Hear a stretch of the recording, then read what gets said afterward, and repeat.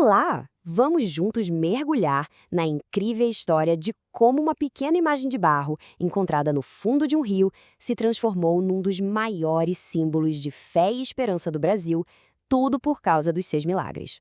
Pois é, essa é a grande pergunta, né? A resposta, olha, ela não é simples, mas ela está toda costurada por uma série de acontecimentos extraordinários que aconteceram logo depois que a imagem foi encontrada. Eventos que, para muita gente, não tem outra explicação. São intervenções divinas. Então, o nosso roteiro vai ser este. A gente começa com a pesca fundadora, depois passa pelos sinais de luz, libertação e cura, vemos um desafio à fé e termina com a imagem se tornando um farol de esperança. Vamos lá? Ok, então vamos voltar no tempo. Imagina só, ano de 1717. Rio Paraíba do Sul. 3 pescadores com uma missão bem complicada. Precisavam garantir o peixe para um banquete importante. Só que tinha um problema. O rio parecia que não estava para peixe, sabe? Eles tentaram de novo e nada. Horas de trabalho e as redes vinham vazias. Frustração total. Até que, de repente, algo diferente. Eles puxam a rede e, nela, vem o corpo de uma pequena imagem, mas sem a cabeça. Lançaram a rede mais uma vez, um pouco mais para baixo e, não dá para acreditar, vem a cabeça. E o mais incrível, ela se encaixa perfeitamente no corpo. A partir daí, a história muda completamente. A pesca que não dava nada vira uma coisa absurda. Os peixes eram tantos que os barcos quase afundaram. Esse foi o primeiro, o grande sinal. Bom, depois desse evento da pesca, a fama da pequena imagem começou a se espalhar. E a fé das pessoas foi se fortalecendo com outros sinais, sabe? Milagres menores, mais íntimos, que aconteciam ali, na comunidade. E um dos primeiros e talvez um dos mais bonitos é o milagre das velas. Imagina a cena. Um grupo de pessoas rezando à noite, a imagem ali, iluminada por 2 velas. De repente, sem mais nem menos, as 2 velas se apagam. Não tinha vento, nenhuma corrente de ar, nada. E quando uma das devotas vai se levantar para acender de novo, as chamas aparecem sozinhas, do nada. É um evento sutil, né? Mas para quem estava lá, foi um sinal poderosíssimo. Silencioso, uma confirmação de que ali havia uma presença sagrada. E conforme a devoção foi crescendo, os milagres também foram ganhando outra dimensão. Eles deixaram de ser só esses sinais sutis e passaram a ser eventos que mudavam a vida das pessoas de verdade, sabe? Tocando em feridas profundas da sociedade e na dor de cada um. E talvez a história mais forte, mais impactante, seja a do escravo Zacarias. Uma história que pode ser resumida em 3 palavras. As correntes se quebraram. Pensa no cenário. Meados do século XIX. Zacarias, um escravo que tinha fugido e foi recapturado, está sendo levado acorrentado. Quando eles passam perto da capela, ele implora, ele pede só para poder rezar um pouco diante da imagem. E enquanto ele está ali, rezando, os elos grossos das correntes que o prendiam simplesmente se partem, caem no chão. O senhor dele, vendo aquilo, fica tão chocado que o liberta na mesma hora. Isso é muito forte.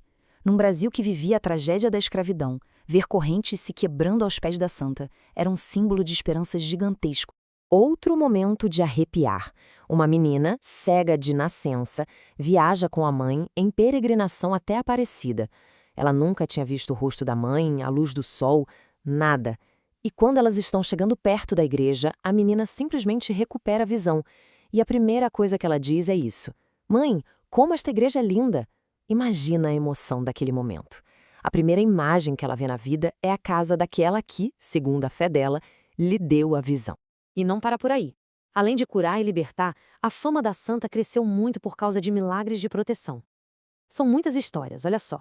Um menininho de 3 anos que foi levado pela correnteza e, depois das preces da família, parou de ser arrastado até ser resgatado. Um caçador que, encurralado por uma onça, sem munição, reza e o animal simplesmente dá meia volta e vai embora. Até uma tempestade violenta que parou na hora em que ergueram a imagem num barco. São relatos que mostram como a fé se manifestava nos momentos de maior perigo. É claro que, com tanta história, também aparecia gente que não acreditava, que zombava de tudo isso. E o próximo relato é justamente sobre esse embate, sabe? Um confronto direto entre a descrença e a fé. E o final? Bem, o final é surpreendente. Então, a gente tem 2 lados aqui. De um cavaleiro cético, que olhava para aquela gente rezando e achava tudo uma grande bobagem.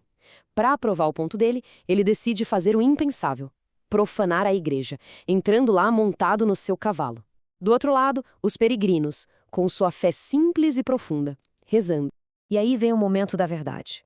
O cavaleiro avança, vai para entrar na igreja e as patas do cavalo simplesmente travam na pedra da escadaria. Ficam presas, como se a pedra tivesse virado areia movediça. O homem, que era todo arrogância, fica ali, chocado, sem entender nada. E diante daquele poder que ele não podia explicar, ele desmonta, se ajoelha e o que era zombaria vira arrependimento. A tradição diz que ele se tornou um grande devoto depois disso. E são histórias como essa, passadas de boca em boca, de pai para filho, que foram transformando a devoção local em algo muito maior.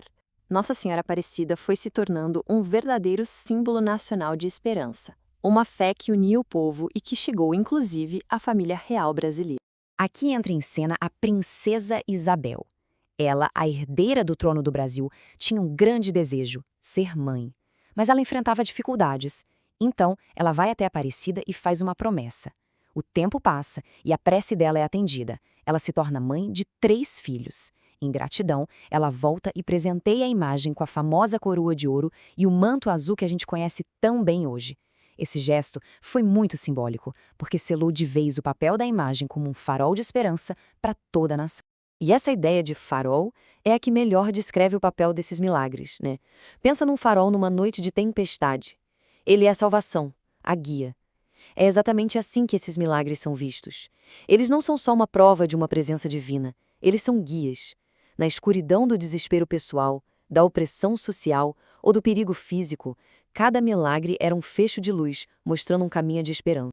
E isso nos traz a nossa reflexão final. Já se passaram mais de 300 anos, mas essas histórias, elas continuam vivas, continuam a ecoar. E a pergunta que fica é essa: como é que essas narrativas de milagres, lá do passado, ainda conseguem iluminar o presente de tanta gente? Fica aí a reflexão sobre o poder duradouro da fé e da esperança, que, como a gente viu, continuam sendo uma força transformadora na vida de milhões de pessoas.